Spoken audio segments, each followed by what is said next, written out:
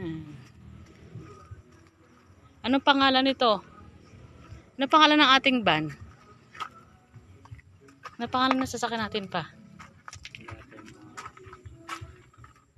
Ito ka, babae, lalaki? Lalaki? Ay di si Jace na lang, lalaki. Si Jace. Yan.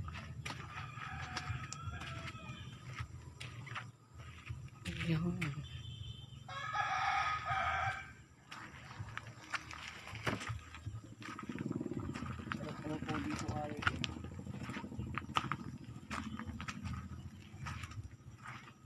Gaganda ka din balang araw. Unti-unti lang.